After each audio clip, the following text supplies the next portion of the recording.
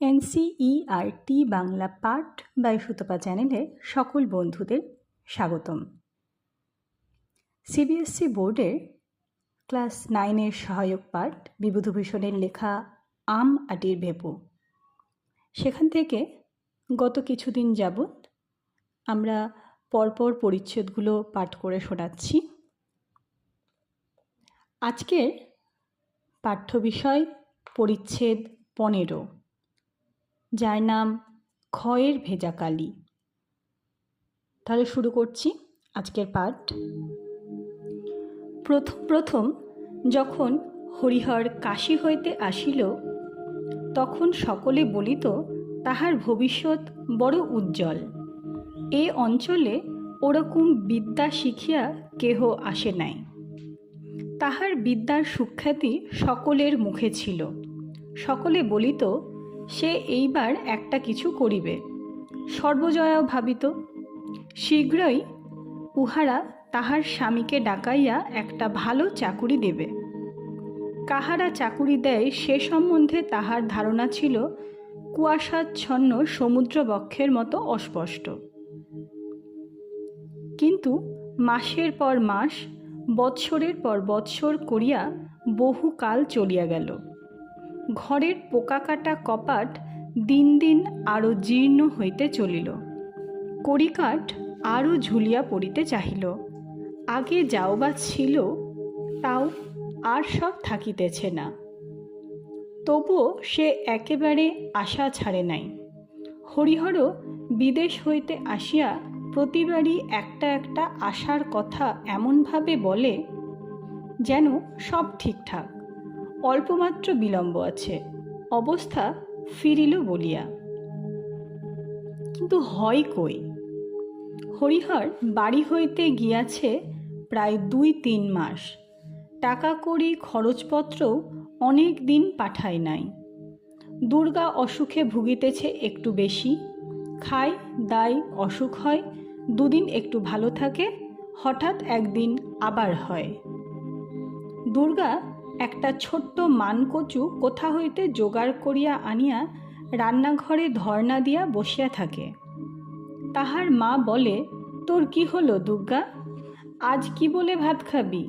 কাল সন্ধ্যাবেলাও তো জ্বর এসেছে। দুর্গা বলে, তা হোক মা, সে জ্বর বুঝি, একটু তো মোটে শীত করল, তুমি এই মানকচুটা ভাতে দিয়ে 2টো ভাত। তাহার মা বলে, অসুখ হয়ে তোর খাই খাই বড্ড বেড়েছে। আজ আর কাল ভালো যদি থাকিস তো পরশু বরং দেব। অনেক কাকুতি মিনতির পর না পারিয়া শেষে দুর্গা মানকচু তুলিয়া রাখিয়া দেয়। খানিকটা চুপ করিয়া বসিয়া থাকে। আপন মনে বলে, আজ ভালো আছি, আজ আর জ্বর আসবে না আমার। ওবেলা 2খানা রুটি আর আলু ভাজা খাবো। একটু পরেই হাই ওঠে। সে জানে ইহা জ্বর আসার পূর্ব লক্ষণ। তবুও সে মনকে বুঝায়, হাই উঠুক, এমনি তো কত হাই ওঠে, জ্বর আর আসিবে না। ক্রমে শীত করে, রৌদ্রে গিয়া বসিতে ইচ্ছা হয়। সে লুকাইয়া গিয়া রৌদ্রে বসে, পাছে মা টের পায়। তাহার মন হু হু করে, ভাবে জ্বর জ্বর ভেবে এরকম হচ্ছে, সত্যি সত্যি জ্বর হয়নি।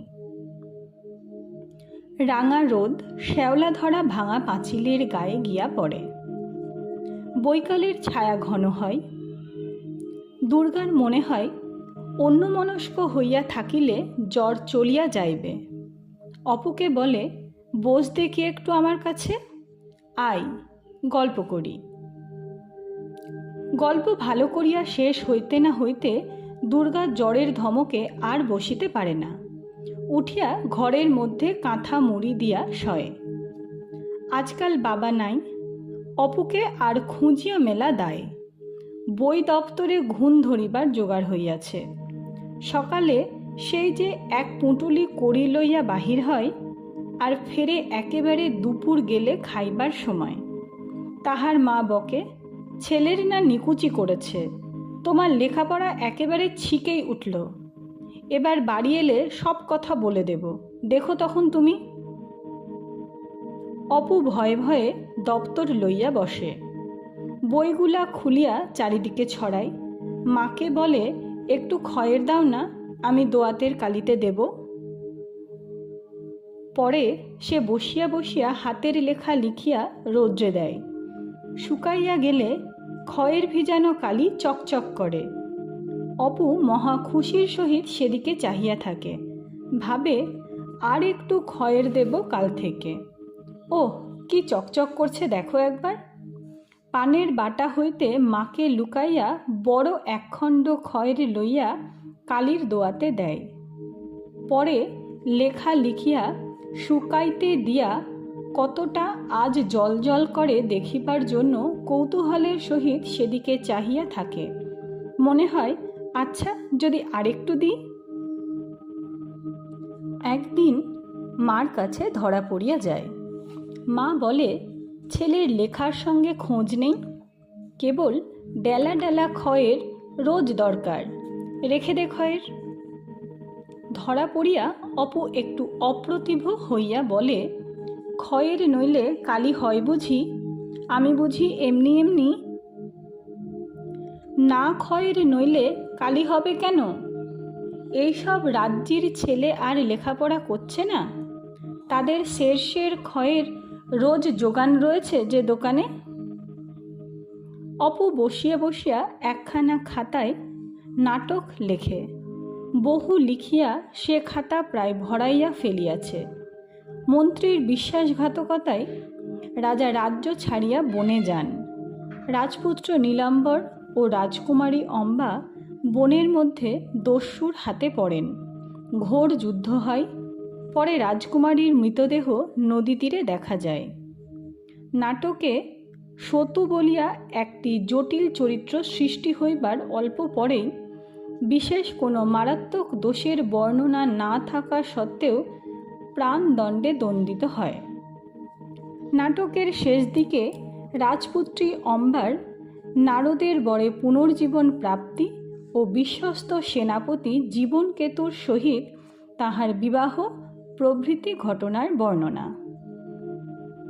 দপ্তরে একখানা বই আছে। বইখানার নাম চরিতমালা। লেখা আছে ঈশ্বরচন্দ্র বিদ্যাসাগর প্রণীত। পুরনো বই। তাহার বাবার নানা জায়গা হইতে ছেলের জন্য এই বই সংগ্রহ করিবার বাতিক আছে। কোথা হইতে একখানা আনিয়াছিল। অপু মাঝে মাঝে খানিকটা খুলিয়া পড়িয়া থাকে। বইখানাতে যাহাদের গল্প আছে সে ওই রকম হইতে চায়। আপনারা শুনলেন পরিচ্ছেদ 15, খয়ের ভেজা কালি, এই অধ্যায়ের পাঠ।